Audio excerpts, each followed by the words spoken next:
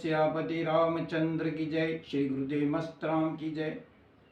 मेरे प्रिय पाठकों एवं मेरे परम प्रिय मित्रों एवं जो भी मेरे साथ जुड़े हुए हैं, मेरे जजमानों, आपको महंत राम प्रकाश जोशी का शत शत परिणाम। आज का मेरा मुख्य विषय है पितृदोष।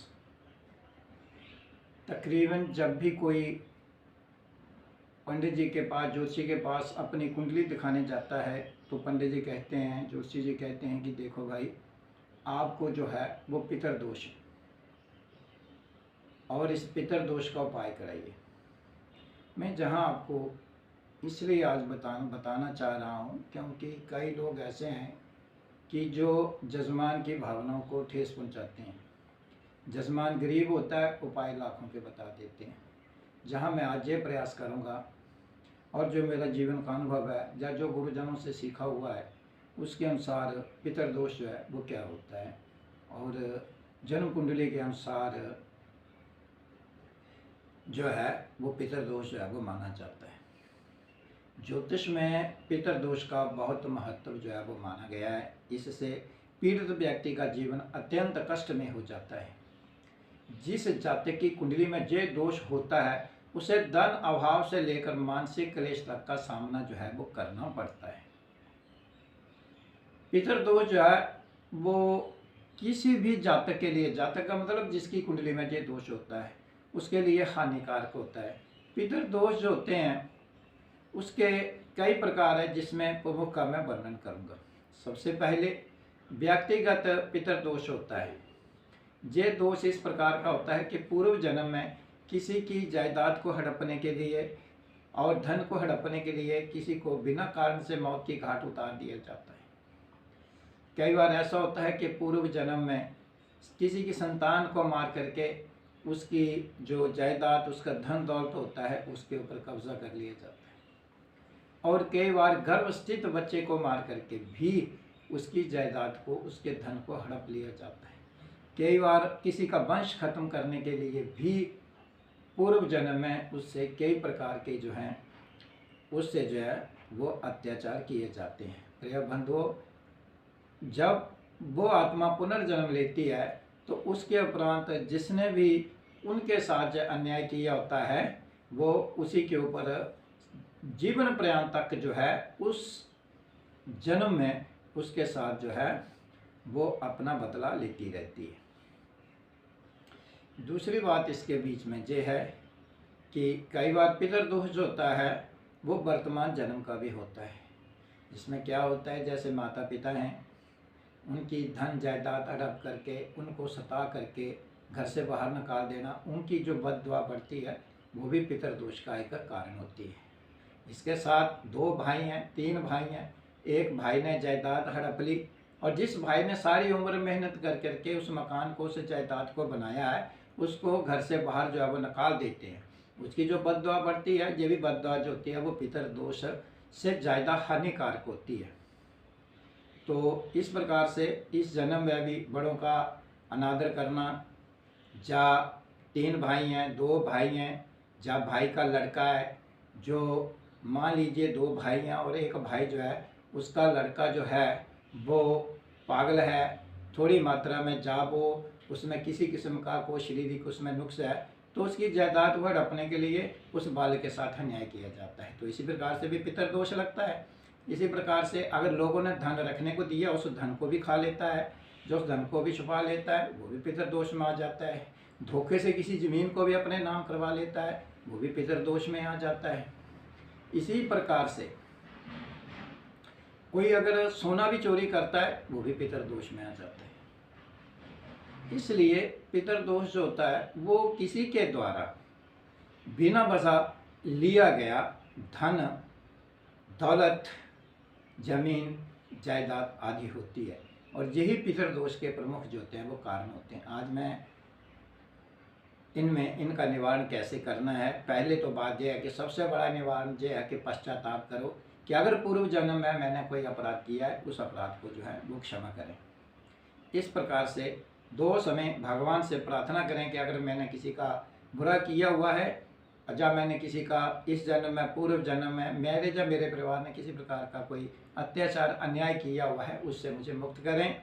और इस प्रकार से आप जो है पश्चाताप करने से भी जय पाप जो है वो चला जाता है। आप गंगा में किसी भी तीर्थ स्थल में जहाँ पितरों का निवारण होता है वहाँ जा करके भी इसका उपाय कर सकते हैं। साधारण तौर पे जो मैं आज आपको उपाय बताऊंगा, अगर आप इन उपायों को करते हो तो भी जो है आपको जो है वो होगा। विशेष कर पितृदोष निवारण के लिए श्राद्ध करें।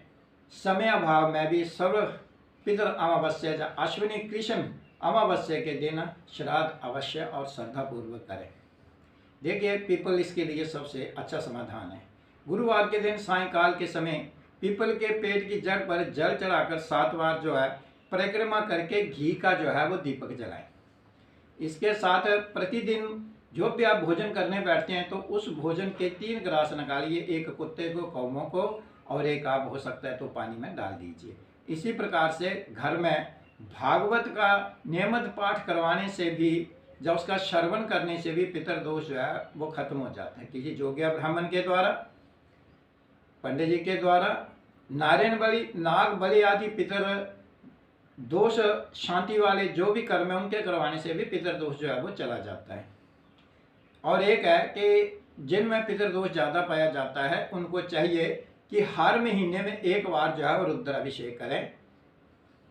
अगर संभव नहीं है कि आप बार बार कर सकते हैं तो श्रावण मास में करें, पर महीने में एक बार भी किसी भी सोमवार को जो है वो आप रुद्राभिषेक कर सकते हैं। रुद्राभिषेक में एक मंत्र बोला जाएगा, ओम नमः शिवाय शुभम शुभम कुरु कुरु, ओम नमः शिवाय शुभम शुभम कुरु। इसमें आप दूध, दही, शहद जो पंचामृत हैं इन सभी को एक एक करके जो है 100-100 ग्राम की मात्रा में ले लें और इसका स्नान कराएं। इसके साथ एक स्वेग गड़बी छोटी सी लेकर के पानी की, वो गड़बी जो है उससे भी भोलेनाथ जी को स्नान करवाएं। इस प्रकार से कराने से भगवान से प्रार्थना करें कि हे भोलेनाथ, इस जन्म में, पूर्व जन्म में मेरे पर जाने कोई अगर हत्या हुई है या कोई जायदाद वो अन्य कोई है तो प्रभु उससे हमें जो है वो मुक्त करें। इस प्रकार से भगवान से जो है वो इसके लिए करें।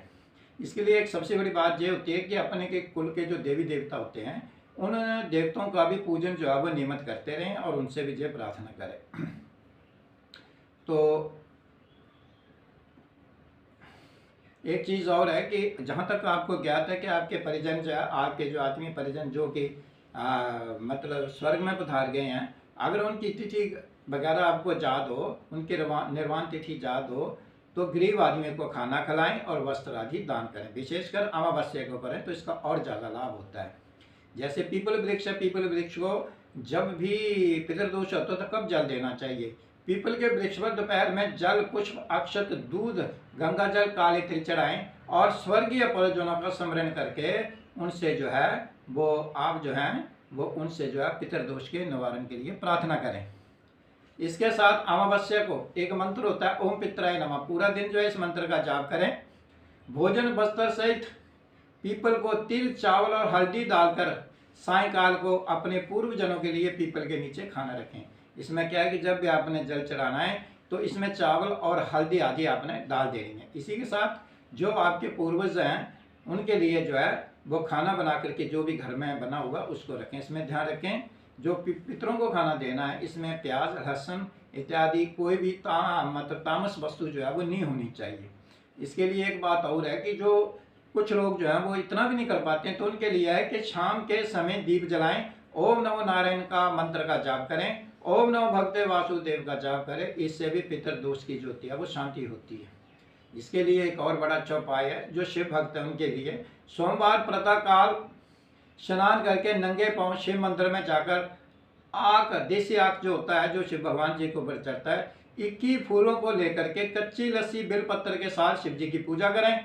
21 सोमवार करने से पितृदोष का प्रभाव सदा के लिए कम हो जाता है।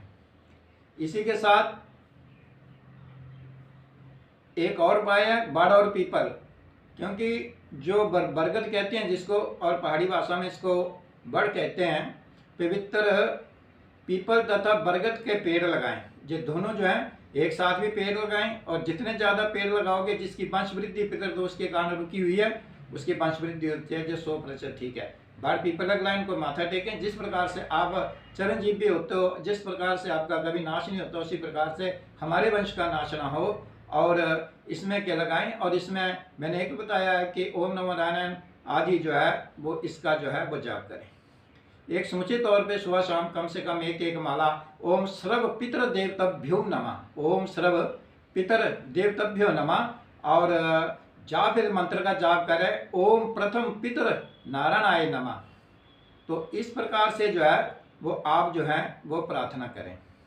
देखिए, जब भी आपने पितरों का जो है वो ध्यान करना है, जब पितरों के लिए कोई कार्य करना है, तो हाथ में जल और कुशा लेकर के, पानी लेकर के आपने ये कहना है। सबसे पहले जो है आपने अपना नाम लेना, अपने पिताजी का नाम, आप पुत्र का नाम लेना है। उसी के साथ जिन जिन पितरों का नाम है उनका लेना है। ज्ञात अज्ञात जो 20 जन्म पूर्व जन्म के पितर उनके लिए, और पितरों द्वारा जो भी दोष है उसको समाप्ति के लिए जो है, उसकी खत्म करने के लिए, उसका प्रभाव निर्मूल करने के लिए, और पितरों की पितर जो है उनके द्वारा आशीर्वाद प्राप्त करने के लिए आप संकल्प लेकर के उस दिन आपने ध्यान रखना है। उस दिन का नाम, समय, कहाँ, किस जगह बैठ के उसका सारा जो होता है विवरण करना होता है। अपना भी नाम कौन कर रहा है, किस लिए कर रहा है, ये बात बतानी होती है। आप इसको हिंदी में भी, अपनी भाषा में भी, हर आदमी अपने अपनी भाषा में बोल सकता है, क्योंकि भगवान के आगे कोई भी पखंड नहीं चलता। भगवान जो है उनके आगे हर काम जो होता है वो मन की बात, जाकी भावना रही जैसी प्रभु मूर्ति ने देखी तैसी, क्योंकि भगवान की आगे जैसे भावना से करता वैसे ही होता है।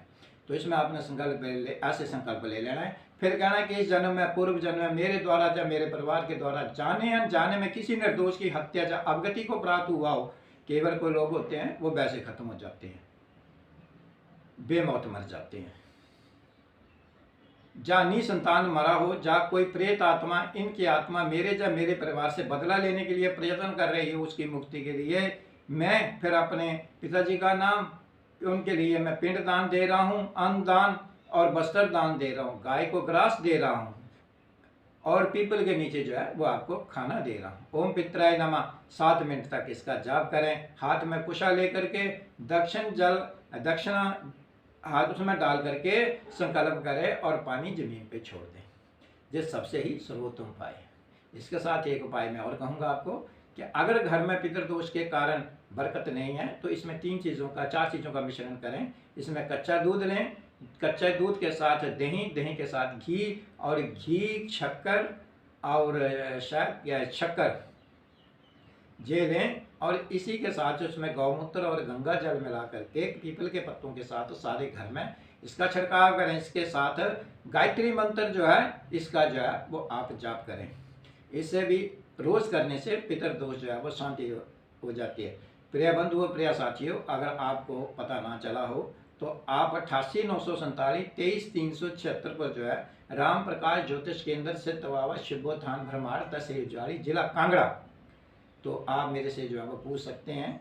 मैं लाइव भी प्रसारण करता हूँ इसी नंबर पे, जो मैंने नीचे जो अपने उसमें व्याख्या में दिया हुआ है, वहाँ से आप जो है वो मेरा नंबर लेके बात कर सकते हैं। और मैं लाइव भी इसके ऊपर बात करता हूँ, बिना पैसे से समाधान जो है वो बताता हूँ, चाहे किसी भी किस्म के। अगर पितर दोष में एक बात की मैं और मैंने कह दिया तो ये नोट देने वाली बात है, विशेष बात है। अगर पितर दोष के कारण ऐसे किसी को एहसास है, किसी के जब बच्चा पेट में रहता है या उसको संतान होने को उसको ऐसा एहसास होता है कि मेरे साथ कोई इर्द गिर्द चीज़ घूम रही है, जब बच्चा पेट में रहते ही उसी दिन जैसे गर्भ धारण करती है, और तो उसी दिन अगर उसको लगता है कि उसको उसके पेट के ऊपर कोई बीमारी आ रही है, जब उसको कोई प्रॉब्लम हो रही है, जब उसके बाद उसकी सेहत खराब हो रही है, तो इसमें पितर दोष जो होता है वो प्रमुखता से पाया जाता है, जो पूर्व जन्म का होता है।